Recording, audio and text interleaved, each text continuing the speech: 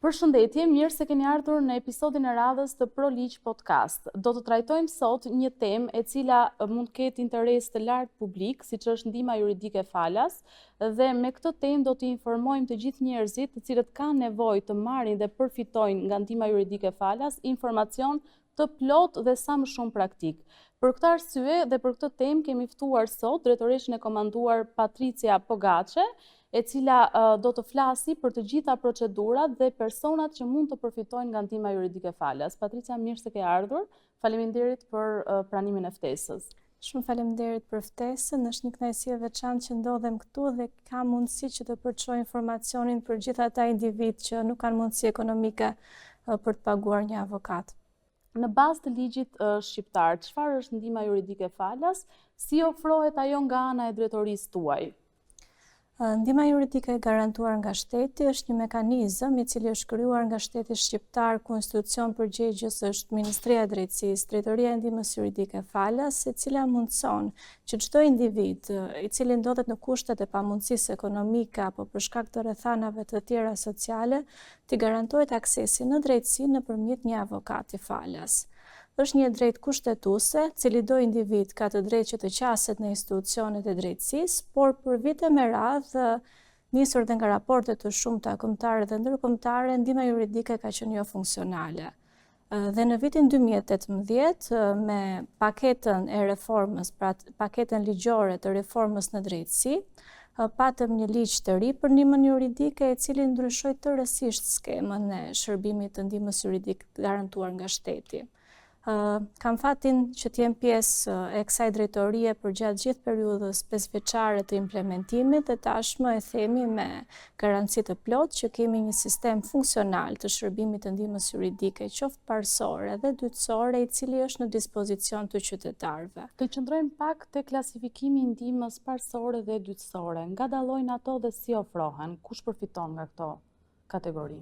Me ndihmë juridike parësore nënkuptojmë këshillimin ligjor falas apo pjesën e përfaqësimit përpara organeve të administratës publike. Për ta bërë më konkrete, nëse një qytetar ka një problematik me një institucion të administratës publike, mund të drejtohet pranë qendrave tona të shërbimit ndihmës juridike parësore, ku punonësit e qendrave e asistojnë nëpërmjet dhënien e një informacioni ligjor, por dhe përpilimin e shkresave drejtuar institucioneve të administratës publike dhe ndjekjen e korrespondencave shkresore.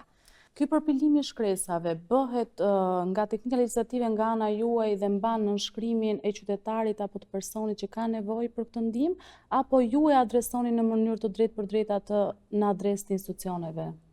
Qendrat tona janë njësi të drejtpërdrejta të ofrimit të shërbimit, të cilat janë të pajisura me vulën përkatëse me numrin e protokollit përkatës. Pra shkresa del si një akt zyrtar i qendrës, i Drejtorisë ndihmës juridike falas, pra në një farë mënyrë punonësi i qendrës bën përfaqësimin ligjor të qytetarit përfitues. Dhe gjatë këtij procesi ju mbani të informuar qytetarin për ecurinë e kërkesës së tij? Po, deri në zgjidhje të problematikës, nëse është e mundur që çështja të zgjidhet pra brenda rrugës administrative. Nëse nga ana e punonësit të qendrës, pra juristit, konstatohet që ekziston nevoja për përfaqësim në gjykatë, atëherë më pas procedohet me kërkesën për përfitimin e ndihmës juridike dytësore, që është pikërisht pra përfaqësimi në gjykatë falas nga avokat të kontraktuar nga Drejtoria e Ndihmës Juridike Falas. Çfarë kriterësh duhet të plotësojë një person që përfiton nga ndihma juridike falas?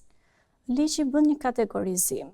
Kategoria e parë janë personat me të ardhura dhe pasuri të pamjaftueshme, ndërsa kategoria e dytë, të cilët ligji specifikon si kategori të veçanta, janë të gjithë ata individ, të cilët për shkak të kushteve të tyre, pavarësisht rrethanave financiare, konsiderohen drejt për drejt kategori përfituese. Sa i përket të qenurit si kategori me të ardhura dhe pasurit pamjaftueshme, ligji përcakton disa kritere specifike. Për sa i përket një person i cili kërkon ndihmë juridike dhe që është antar i një familje, atëherë të ardhurat e të gjithë antarëve të familjes, pjesëtim për numrin e antarëve të familjes, nuk duhet të jenë më të larta se 50% e shkallës minimale, e pagës minimale në shkallë vendi. Në duken pak si procedura të vështira në përllogaritje, por inkurajojmë të gjithë qytetarët. Pra, çdo person i cili pretendon që nuk ka mundësi ekonomike të drejtohet pranë qendrave tona të shërbimit ndihmës juridike parësore dhe është juristi i qendrës ai i cili asiston personin hap pas hapi, pra me qëllim verifikimin nëse bën pjesë apo jo në kategorinë me të ardhurat dhe pasurit pamjaftueshme. Të qëndrojmë pak te kjo se ju thatë që mund të drejtohen dhe të adresohen tek qendrat tona. Ku gjenden qendrat tuaja në rang kombëtar, si aksesohen ato dhe si mund t'i gjejnë qytetarët në mënyrë praktike këto qendra? Aktualisht drejtoria administron 20 qendra të shërbimit ndihmës juridike parësore, të cilat janë të përhapura në gjithë territorin e Republikës Shqipërisë. Ndodhen kryesisht pranë ambienteve të gjykatave dhe bashkive. Gjithashtu dhe një në risit pra prioritetet që kishte Ministria e Drejtësisë me hartën e re gjyqësore në të gjitha ambientet e ish gjykatave të cilat u mbyllën si pasojë e riorganizimit, tashmë ndodhet një qendër e shërbimit ndihmës juridike parësore. Në Tiranë, qendra jonë ndodhet pranë ambienteve të Ministrisë Drejtësisë. Për çdo individ i cili ka një pyetje, do që të di se ku të drejtohet, mjafton që të na kontaktojë në numrin ton pa pagesë 0800 10 10 apo dhe në rrjetet tona sociale, edhe në faqen tonë zyrtare, ndihmajuridike.gov.al. Dhe ne patjetër që do japim një informacion të detajuar bashkë me të dhënat e kontaktit të juristëve. E rëndësishme është që të na kontaktojnë, për pjesën tjetër përgjigjemi ne. Pra ne jemi gjithmonë në shërbim të qytetarit, mjafton që të shprehet interesi për të përfituar nga këto shërbime. Nga viti 2018 që ju e cekët dhe deri në vitin korrent 2025 që ne flasim, cili është efekti i drejtorisë tuaj dhe sa shikoni një progres të bazës informuese në rritje dhe sa qytetarë qasen dhe përfitojnë nga kjo e drejtë që ligji garanton? Të dhënat, pra nisur nga të dhënat statistikore që ne administrojmë, vihet të re që trendi ka qenë rritës. Nëse për vitin 2018 kishim një numër qytetarësh relativisht të vogël duke folur tek 30 qytetarë përfitues, për vitin 2024 janë 6200 qytetarë të cilët kanë përfituar nga shërbimet e ndihmës juridike parësore dhe 630 të cilët kanë përfituar nga shërbimet e ndihmës juridike dytësore.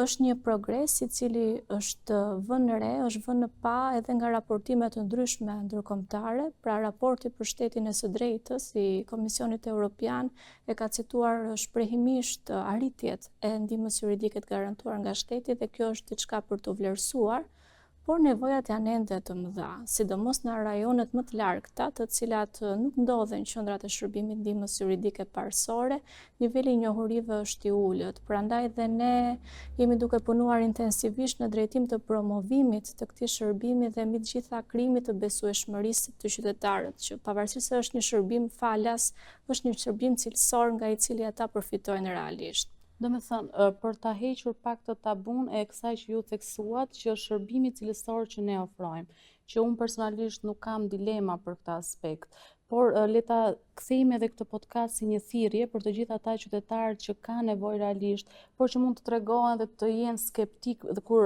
qasen pranë drejtorisë tuaj. Cila është thirrja jote nga eksperienca e këtyre viteve, duke qenë se i cek edhe rastet e suksesit dhe raportet, cila është thirrja jote për të gjithë qytetarët, sepse ne shkojmë deri atje larg, ku ndoshta dhe aksesi juaj është pak i kufizuar për shkak të distancave fizike dhe gjeografike. Unë do doja që të flisnim më shumë me fakte dhe për këto i bëj një thirrje të gjithë qytetarëve që të na aksesojnë në rrjetet tona sociale. Ne postojmë për ditë raste suksesi, qytetarë të cilët kanë qenë përfitues, qoftë shërbimit ndihmës juridik parësor dhe dytësor, të cilët e kanë përfituar të drejtën e tyre, që shprehen shumë falënderues dhe i bëjnë thirrje të tjerëve individ që të drejtohen tek ne. Kështu që të dhënat statistikore janë një fakt, rastet e suksesit janë një fakt padyshim, kështu që do i lutesha që të na drejtohen, të vinë fillimisht pranë qendrave tona, të shikojnë, të njihen mbi mënyrën se si përfitohet ky shërbim, pastaj është në të drejtën e tyre nëse duan që të vijojnë apo jo pjesën e përfitimit të shërbimit ndihmës juridike parësore, mjafton dhe të na telefonojnë në numrin e gjelbër, ne do të jemi të gatshëm për t'i dhënë informacion mbi çdo lloj pyetje që ata kanë, pra dhe për çdo lloj dyshimi apo paqartësie që mund të ketë mbi mënyrën se si mund ta përfitojnë shërbimin ligjor falas. Patricia, ka kufizime ligji për sa i takon natyrës së çështjeve juridike, penale, administrative apo civile, apo ju mundet të jepni shërbimin tuaj për të gjitha natyrat e problemeve që njerëzit mund të kenë? Ligji nuk ka kufizime, parashikon që ndihma juridike mund të jepet për çështje civile, penale apo administrative, por në rastet e çështjeve penale bën një kufizim, pra përveç rasteve që aplikohet mbrojtja e detyrueshme sipas përcaktimeve të Kodit Procedurës Penale të Republikës Shqipërisë. Ndërsa për çështjet e tjera mjafton që shtetasi të jetë kategori përfituese, të parashtrojë kërkesën sipas procedurave që përcakton ligji dhe patjetër mund ta përfitojë atë.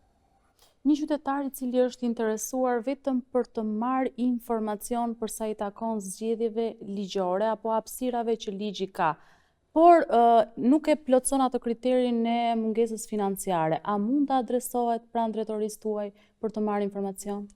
Qendrat tona janë në dispozicion të qytetarëve dhe nisur nga praktika 5 vjeçare që ne kemi, patjetër sa i përket ndihmës juridike parësore, mjafton që qytetari të paraqitet me një kartë identiteti dhe ne ja japim shërbimin. Sa i përket ndihmës juridike dytësore, aty nisë pjesa e kushtëzimeve dhe gjenerimit të dokumentacionit provues, duke qenë që pranimi ose jo i kërkesës për ndihmë juridike dytësore jepet nga gjykata.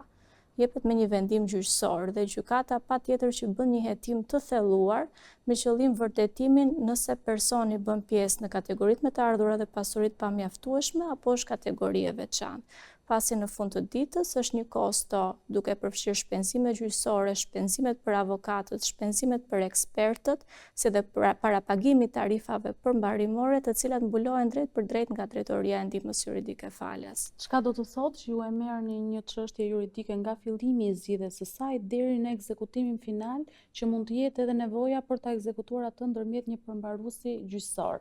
Po, kjo është një nga rresitë e ligjit të ri për ndihmën juridike, pasi mundësohet jo vetëm përfaqësimi gjyqësor me avokat falas, por edhe për çfarëdo lloj nevoje për ekspert në gjykat, ne mundësojmë pagesën e ekspertëve. Në momentin që del vendimi i themelit, bëhet e zbardhja e tij, atëherë bëhet edhe pjesa e parapagimit nga të gjitha tarifat përmbarimore pranë Drejtorisë Përgjithshme të Përmbarimit Shtetëror. Pranë Drejtorisë Përmbarimit Shtetëror. Nuk ka kufizime për sa i takon, le të themi, suportit financiar që ju i jepni këtyre qytetarëve për ezaurimin e plot të çështjes tyre juridike?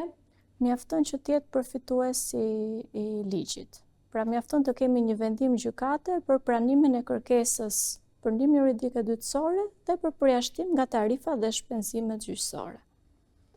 Ndonjë çështje apo ndonjë merak tëndin për ta transmetuar dhe për të bërë një thirrje edhe më të hapur, por edhe më të fuqishme për ndihmën juridike falas, nëse është hapësira jote dhe koha jote e dedikuar që të rritet kredibiliteti tek Drejtoria për ndihmën juridike falas. Unë doja të cekesha pak edhe tek pjesa e kategorive të veçanta, të cilat janë drejt për drejt përfituese nga ligji, pavarësisht mundësive të tyre financiare, duke përfshirë këtu viktimat e dhunës në familje, viktimat e trafikimit apo viktimat e mundshme të trafikimit, viktimat e abuzimit seksual, të miturit në konflikt me ligjin, të miturit të cilët duan të nisin një proces kundër kujdestarit të tyre, persona ndaj të cilët kërkohet kufizimi i zotësisë për të vepruar, personat përfitues nga skemat e mbrojtjes sociale, personat të cilët kanë statusin e aftësisë kufizuar apo të verbrit, apo personat të cilët janë viktima diskriminimi vërtetuar me një vendim të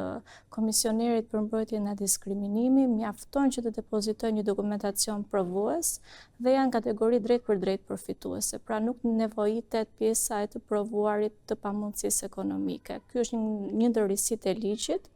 E domosdoshme, le të themi, sa i takon kategorive që ju cituat. Dhe këtu del dhe në pa bashkëpunimi që ne kemi dhe me organizatat joftipruese të autorizuara nga Ministri i Drejtësisë, Ky është gjithashtu një risi që ka patur ligji i ri për ndihmën juridike. Drejtoria ka aktualisht 15 organizata, të cilat janë të autorizuara nga Ministri i Drejtësisë në ofrimin e shërbimit ndihmës juridike parësore, 4 prej të cilave financohen drejt për drejt nga buxheti i Drejtorisë Ndihmës Juridike Falas. Dhe këto organizata janë të specializuara dhe kanë në fokus kategoritë të veçanta të ligjit, siç janë viktimat e dhunës në familje, duke mundësuar jo vetëm pjesën e ofrimit të shërbimit ligjor falas, por një shërbim dhe më multidisiplinar, qoftë për pjesën e strehimit apo për pjesën e aftësimit profesional, punësimit, duke bërë të mundur që viktimave të jepet pra një qasje më gjithëpërfshirëse. Të prekim pak edhe qytetet apo artën se ku shtrihen drejtorit tuaja, duke qenë se podcasti jon ka audiencë në të gjithë Republikën e Shqipërisë.